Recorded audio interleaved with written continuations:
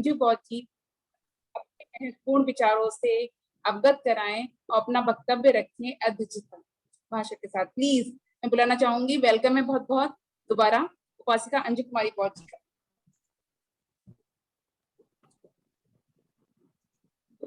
नमस्ते, स्वागत गौतम बुद्ध को नमन करते हुए, बाबा साहब बी.आर. अम्बेडकर को नमन करते हुए, संतों में संत महापुरुष, संतों में संत गुरु रविदास जी को नमन करते हुए,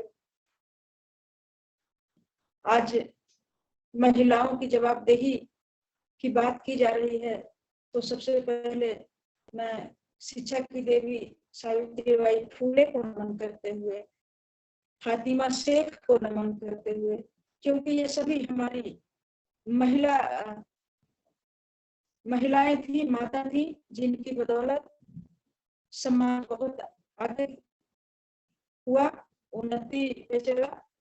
तो इन सभी महिलाओं को जय हिंद करते हुए, नमन करते हुए, और इस वेबिनार में उपस्थित सभी राष्ट्रीय बौद्ध महासभा के संस्थापक महोदय एवं पूरे देश से जुड़े हुए पदाधिकारीगण, सभी को मेरा नमो बुद्धाय जय भीम करते हुए मैं बात को आगे बढ़ाना चाहती हूँ।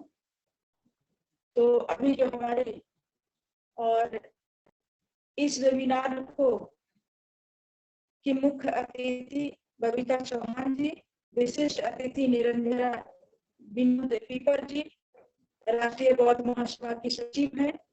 आप सभी को नमो बुद्धाय करते हुए आज बबीता चौहान जी की जितनी बात हम लोग सुनते हैं तो हम अपने एनर्जी से ओत-प्रोत हो जाते हैं। उनको सुन करके हम महिलाओं में जो जागरूकता आती है, जो एनर्जी आती है, वो लगता है कि हम कहीं न कहीं पीछे जा रहे थे, हमारी एनर्जी कहीं गई थी। तो बबीता चौहान को सुन करके लगता है कि नहीं, हमारी एनर्जी फिर से वापस उस लेवल पे आने की कोशिश में रहती हैं हम लोग।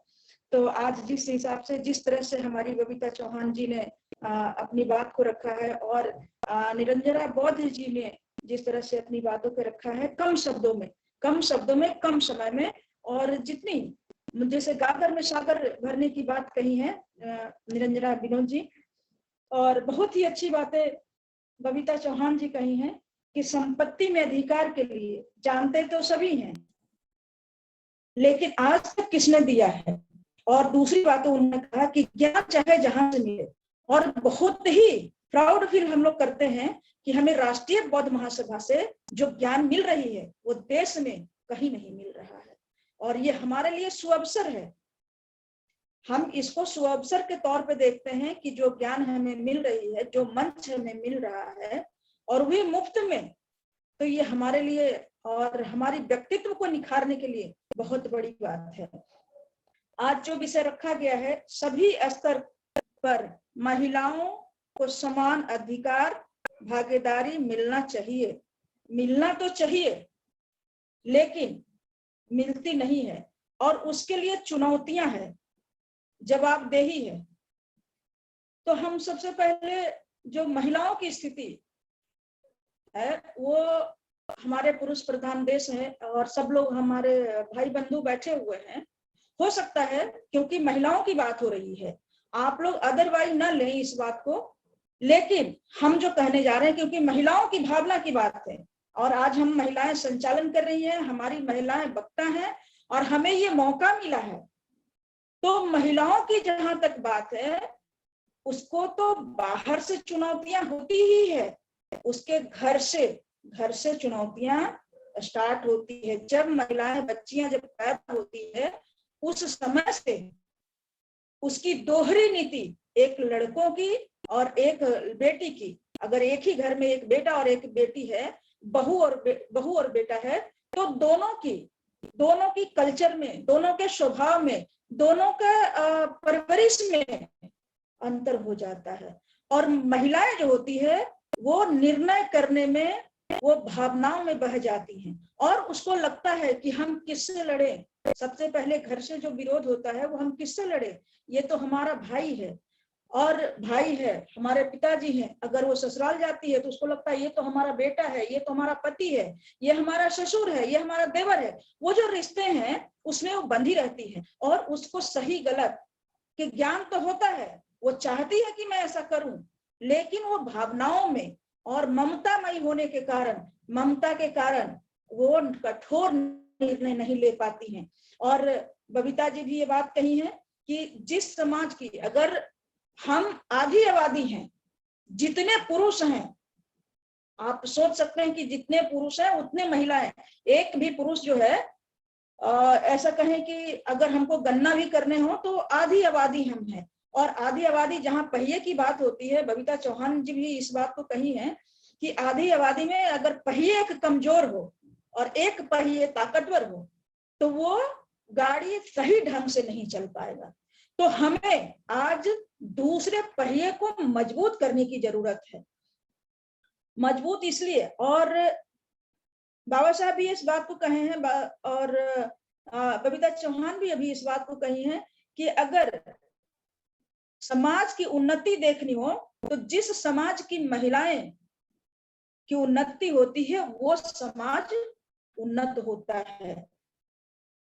तो और जब हम इसे पहले भी करते हैं, और ये सब जो है हमारे शास्त्रों के अनुसार, अगर हम महिलाओं की दुर्गति हुई है ना तो शास्त्रों के धर्म, हिंदू धर्म के, हम न चाहते हुए भी हमें आरएसएस का नाम लेना पड़ता है, हिंदू धर्म का नाम लेना पड़ता है। हम जानते हैं कि हम बुद्धिस्ट हैं, लेकिन क्योंकि हम लोग इतने पीड़ित हैं, हम लोग एक एक बात पे, अगर जहां हमारी चुनौतियों की बात होती है, हमारे अधिकार की बात होती है, हमारे समानता की बात होती है, हमारे मान सम्मान की बात होती है, तो वो सब आ जाता है। हम नहीं चाहते हैं कि हिंदू धर्म का नाम ले, लेकिन उस धर्म के अनुसार हम पीड़ित हैं, हमें उसका नाम लेना ही पड़ता है। तो बहुत सारे चुनौतियां हैं, सम्मान तो चाहिए। और जो महिलाएं, मैं बहुत ही कठोर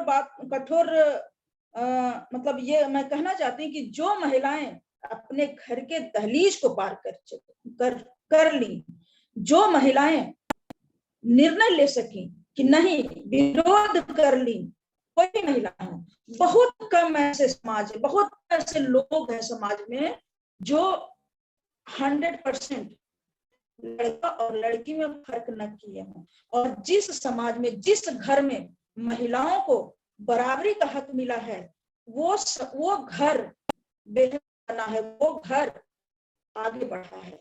उस घर की महिलाएं, जिस घर में महिलाओं की, कहा भी जाता है कि जिस घर में महिलाओं को इज्जत और सम्मान मिला है, वो घर जो है आगे बढ़ा है। तो चुनौतियां, और हम आज लड़ने की स्थिति में हैं, और ये भी बाबा साहब की देन है कि आज हम लड़ने की स्थिति में, नहीं तो हम तो बोलने की स्थिति में नहीं है। हम तो इस देश में पैदा हुए हैं जिस देश में, और उस महिला, हम उस समाज की महिला हैं जिस समाज की महिलाओं का स्तन ढकने का अधिकार नहीं था।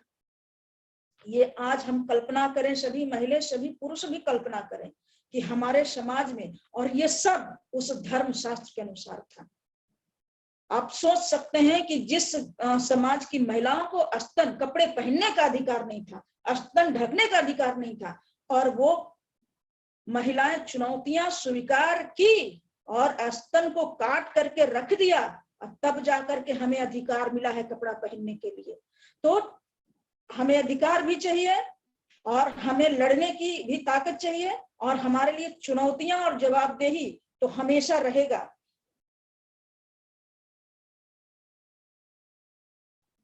और जब हम चुनौतियों को स्वीकार करते हैं तो हमारे रास्ते साफ होते हैं, हम निखरते हैं, और हमारा जो है आगे के लिए हमारा रास्ता बनता है।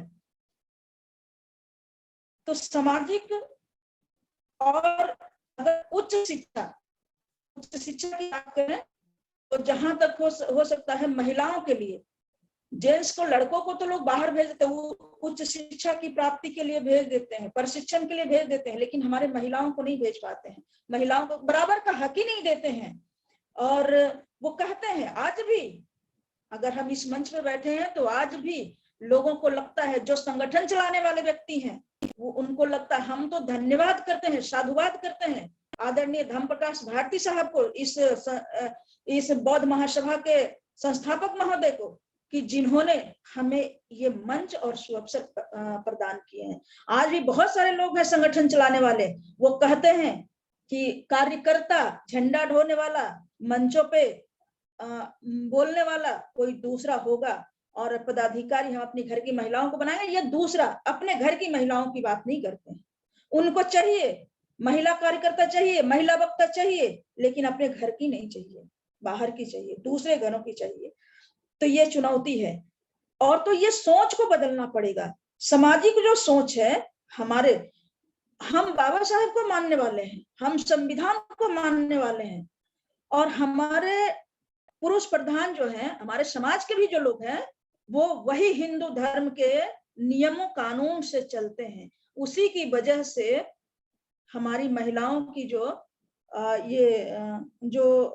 अधिकार नहीं मिल पाता है। तो इसे हमारे समाज के लोग को, अगर हम बाबा साहेब को मानने वाले हैं, तो उसके एकदम एक एक नियम को हमको धज्जियां उड़ा देना चाहिए और नहीं मानना चाहिए। हम सिर्फ संविधान को माने, बाबा साहेब को माने, और बाबा साहेब को मानते हैं तो हम उस समाज की कल्पना करें। बाबा साहब ने दिया है, भगवान बुद्ध ने दिया है, बराबरी का, समानता का जो अधिकार दिया है। जहां चुनौतियों की बात है, संसाधनों में कमी है, संसाधन की भी जो कमी होती है, क्योंकि हम इस समाज से हैं, ज्यादातर हम समाज की भी बात करें तो संसाधनों में कमी है, कार्यस्थलों पर भेदभाव है, नीतिगत असफलता है। जो सरकार जो है नीति तो लाती है, लेकिन वो लागू करना नहीं चाहती है 100 रूप से। कोई भी नीति हो, सरकारी नीति, कोई भी नीति हो, ये हम पूरे समाज के लिए कह रहे हैं, सिर्फ महिलाओं के लिए नहीं कह रहे हैं। कोई भी नीति हो, वो नीतियां तो विदेश से लाती है, लेकिन वो ईमानदारी से लागू नहीं करती है। अगर ईमानदारी से सारी नीतियों को लागू कर दे, तो इतनी एक पे एक नीति बनाने की जरूरत नहीं है। ईमानदारी से लागू कर दे तो हमारा समाज बहुत तरक्की कर लेगा, ये देश तरक्की कर लेगा। आज हमें मौका मिला है, हम विषय से थोड़ा सा हटके, हमें लगा था कि हमें जब कभी बोलने का मौका मिलेगा तो थोड़ी सी हम 2-4 लाइनों विपश्यना पे हम बात करेंगे, क्योंकि विपश्यना पे बहुत सारे सवाल उठते हैं। अगर अनुमति हो हमारे संस्थापक को, तो विपश्यना पे हम थोड़ा सा 2 लाइन हम विचार विमर्श करना चाहेंगे। हाँ, कोई बात नहीं, बोलिए, आप बोलिए, कहिए। धन्यवाद सर, आपकी अनुमति हमें मिली है। विपश्यना पे चर्चा वो व्यक्ति करें विपश्यना लिए, क्योंकि जो हम करेंगे उसके बाद हमें तो अनुभव होगा, मुझे लगेगा कि क्या सही था, क्या गलत था। हमारा समाज आज हर क्षेत्र में प्रताड़ित किया जाता है, चोरी, मतलब जो करता नहीं है उसकी सजा उसको भुगतना पड़ता है। तो विपश्यना क्यों करना चाहिए? जब हम पानातिपाता करते हैं, सील ग्रहण करते हैं और पंचशील लेते हैं, तो उसमें जो 5 सील की बात करते हैं, तो उसमें इसलिए क्योंकि मन हमें मजबूत करना है, मनोमय है मन। हमें मन मजबूत करने के लिए क्या करना पड़ेगा? हमें विपश्यना करना पड़ेगा। क्योंकि अगर कुछ किसी से लड़ना भी है, अगर हम मन से मजबूत नहीं होंगे तो हम कुछ भी कर सकते हैं, और हमारे ऊपर कुछ भी कोई कर सकता है, और हमारा 2 डंडा मार के चला जाएगा, 2 गाली दे के चला जाएगा, और हमारी सहन शक्ति नहीं है। हमको जो नहीं बोलना चाहिए वो भी हम बोल देंगे। ऐसे ही हो रहा है। कोर्ट कचहरी में वकील सब है, कोर्ट कचहरी में चाहे जहां कहीं भी है, जिस बात को छुपाना चाहिए उसको लोग वक्त दे रहा है। क्यों? क्योंकि उसका मन जो है वो कठोर और बहुत निर्णय करने की क्षमता, वो मन से मजबूत नहीं है। और जब मन से मजबूत होगा, जो विपश्यना करेगा वो मन से मजबूत होगा, और मन से मजबूत होने के लिए वो कठोर से कठोर निर्णय लेगा और वो कार्य रूप में उसको उतारेगा, वो टूटेगा नहीं। वो विपरीत परिस्थितियों, मन जो है, मनोबल उसका बढ़ेगा। मनोबल जो है विपरीत परिस्थितियों में उसको टूटने नहीं देगा, बिखरने नहीं देगा, मजबूती प्रदान करेगा और लड़ने की शक्ति देगा।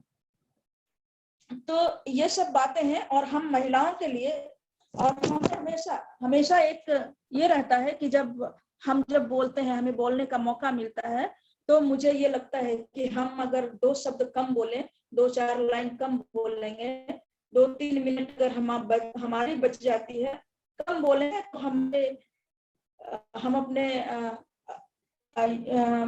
संस्थापक महोदय को सुन पाएंगे और उनसे हम कुछ ज्ञान अर्जित कर लेंगे। तो लगता है कि हम थोड़ा सा कम बोले, लेकिन हम संस्थापक महोदय को जरूर सुने। अंत में हम अपनी महिलाओं के लिए यही कहना चाहेंगे कि हमें महिलाओं को आज के परिवेश में अस्त्र शस्त्र शास्त्र की शिक्षा देनी चाहिए, जुड़े कराटे की शिक्षा देनी चाहिए, क्योंकि महिलाएं, हमारी बच्चियां जब बाहर जाती है, हमें हमेशा खतरा रहता है कि हमारे घर में बच्ची सुरक्षित है कि नहीं, हम रिश्तेदारों में हमारी बच्ची सुरक्षित है कि नहीं, बाहर स्कूल गई है तो हमारी बच्ची सुरक्षित, कहीं भी जाती है तो हमें डर लगा रहता है। हर माँ बाप को ये डर लगा रहता है कि हमारी बच्ची किस कंडीशन में है, कैसे रहेगी, और जब तक वो घर नहीं आ जाती, घर में भी है तब भी वो डर रहता है। तो हम अपनी बच्चियों को ऐसी शिक्षा दें, अस्त्र शस्त्र शास्त्र की शिक्षा दें, जोड़े कराटे की शिक्षा दें, ताकि हम निश्चिंत रहें कि हमारी बच्चियों पे कुछ भी ऐसा बात नहीं हो सकता है, कोई भी ऐसा आंख उठा के नहीं देख सकता है। अंत में हम महिलाओं के लिए यही कहेंगे आज के डेट में कि बाबा साहब कहे थे, तुम शेर बन जाओ, बलि हमेशा बकरों की दी जाती है, शेर की नहीं, तो इसलिए तुम शेर बन जाओ। इन्हीं शब्दों के साथ मैं आप सभी साथियों को नमो बुद्धाय जय भीम करते हुए अपनी बात को यही समाप्त करती हूँ। पुनः नमो बुद्धाय जय भीम। बहुत बहुत साधुवाद, साधुवाद, बहुत बहुत साधुवाद। बहुत बहुत क्रांतिकारी विचार आपने जो विचार रखे हैं, मुझे लगता है हर महिला को, हर पुरुष को अपनाने चाहिए, ताकि महिलाओं का इस समाज में समान भागीदारी हो सके, उन्हें समान अधिकार मिल सके, उन्हें जो हक मिलना चाहिए बाबा साहब चाहते थे वो उन्हें मिल सके। बहुत बहुत साधुवाद मैम आपका। जैसा कि